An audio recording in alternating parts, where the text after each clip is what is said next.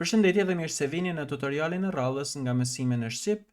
Sot do të kemi një temë interesante ku do të flasim për të dhënat e tipit UUID, ose ndryshe nga njëherë njihen si të dhënat e tipit GUID. Në slajdin e dhënë janë disa shembuj se si duket një dhënë e tipit UUID.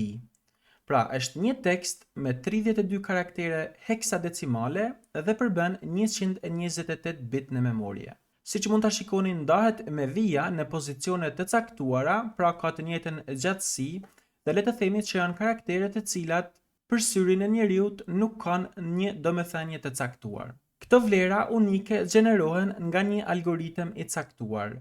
Fjala Universal Unique Identifier do të thotë që në qoftë se ne gjenerojmë këto të dhëna në pajisje të ndryshme duke përdorur të njëjtin algoritëm, jemi të sigurt që nuk mund të ndodhë që dy pajisje të gjenerojnë të njëjtën vlerë. Pra, nuk janë unike vetëm në një kompjuter, por janë unike në çdo kompjuter që përdor të njëjtin algoritëm, sepse algoritmi në fjalë përdor disa parametra nga kompjuteri ku ky algoritëm zbatohet, të cilët sigurojnë unicitetin midis të gjithë kompjuterave.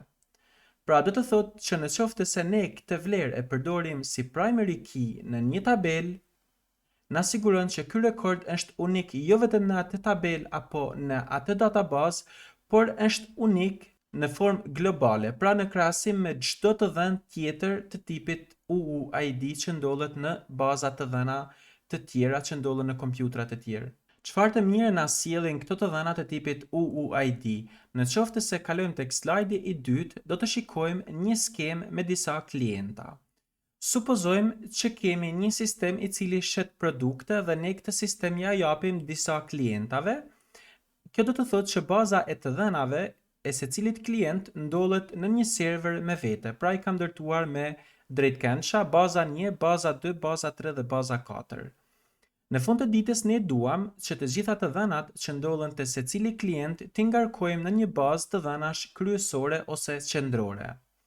Dhe normalisht për këtë do të kemi një proces i cili i merr të gjitha këto të dhëna nga klientat dhe i çon tek baza kryesore. Për shembull, supozojmë që kemi një tabel me produkte tek secila bazë, tek klientat dhe të gjitha këto produktet duam që t'i çojmë tek baza kryesore dhe t'i vendosim në po të njëjtën tabel. Në qoftë se përdorim të dhënat e tipit serial, kjo do të ishte pamundur sepse duke qenë që përdoren numra të plot, do të thotë që këto ID, numrash të plot janë të përsëritur midis tabelave që ndodhen në baza të dhënash të ndryshme.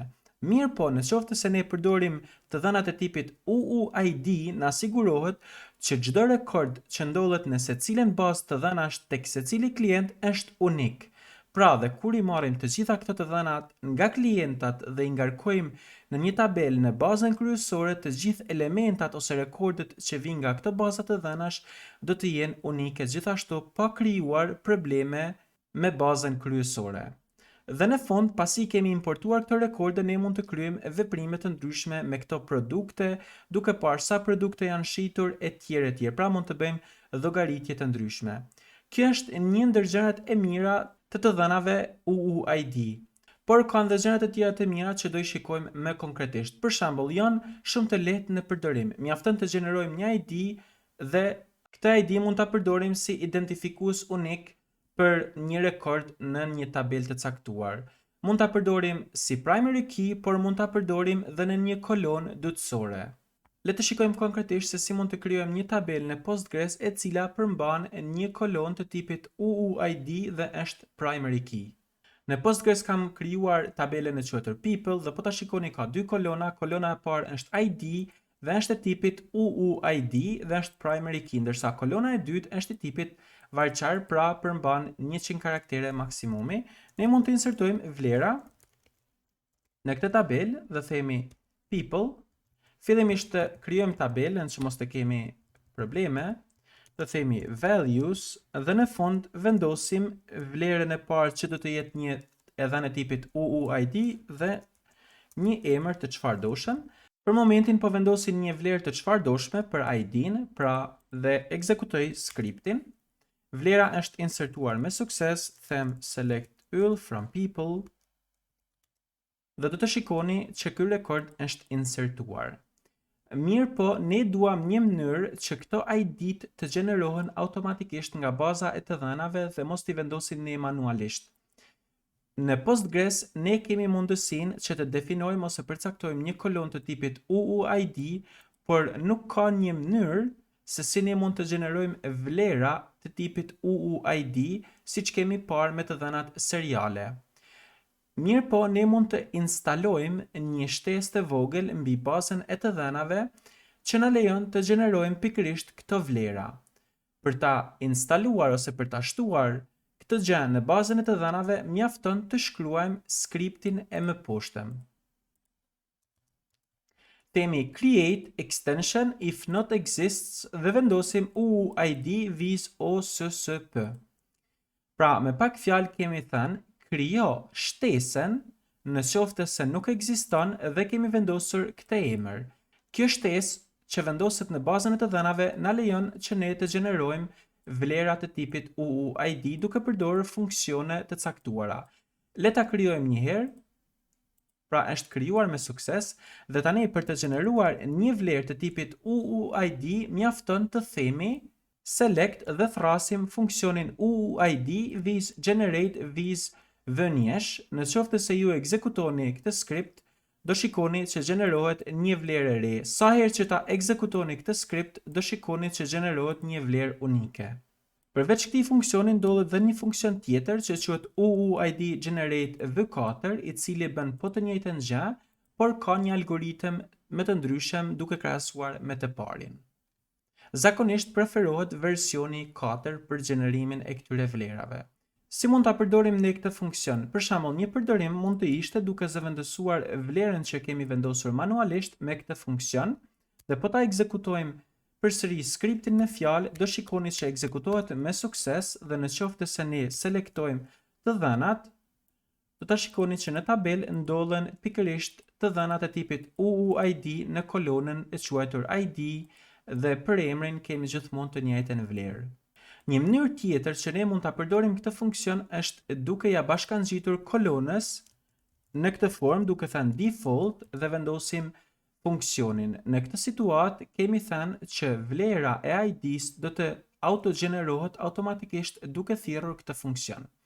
Le ta bëjmë drop këtë table fillimisht dhe ekzekutojmë sërish skriptin.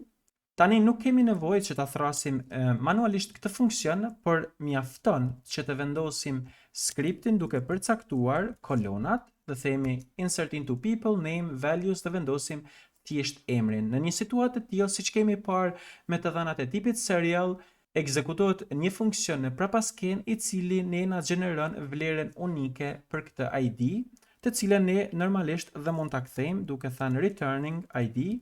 Ekzekutojmë skriptin dhe po ta shikoni insertohet vlera dhe na kthehet mbrapsht vlera unike që është gjeneruar nga funksioni në fjalë. Përveç gjërave të mira që të dhënat e tipit UUID kanë, ato kanë dhe disa të meta. Për shembull, e meta e parë është që zën një memorie goxha të madhe në krahasim me të dhënat e tipit integer ose numrat e plot. Në qoftë se memoria është një ndër faktorët kryesor kur ndërtojmë një bazë të dhënash, është më mirë që të mos përdorim të dhënat e tipit UUID, por të përdorim të dhënat e numrave të plot. Gjithashtu, kur ndërtojmë kolona duke përdorur të dhënat e tipit UUID, gjithmonë queryt që ne ndërtojmë ose filtrat që ne ndërtojmë në query të caktuar do të jenë me të avashtë në krahasim me të dhënat e tipit integer ose numrat e plot. Kur them me të avashtë, nënkuptoj që mund të jenë pak me të avashtë deri në një degradim komplet të performancës. Kjo për arsye se të dhënat e tipit UUID nuk indeksohen mirë nga baza e të dhënave. Do të shikojmë se çfarë është indeksimi në të ardhmen, po për momentin këto të dhëna nuk e lejojnë bazën e të dhënave që në një mënyrë të zgjuar të aplikojnë filtrat në një query të caktuar. Pra, gjithmonë kur performanca është faktori kryesor në një bazë të dhënash, tipet e të dhënave UUID mbase nuk janë zgjedhja më e mirë. Për ta anashkaluar problemin e performancës, ekzistojnë të dhënat e tipit UUID sekuenciale, të cilat ne nuk do i mbulojmë në këtë tutorial, por janë pak a shumë të dhënat të renditura dhe nga vetë fjala sekuenciale, të cilat ndihmojnë shumë në indeksimin e këtyre vlerave, por gjithsesi asnjëherë nuk mund të krahasohet me performancën e numrave të plot. Kjo është e gjitha çfarë kemi përgatitur në këtë tutorial. Bashkë mirupafshim në tutorialin e radhës.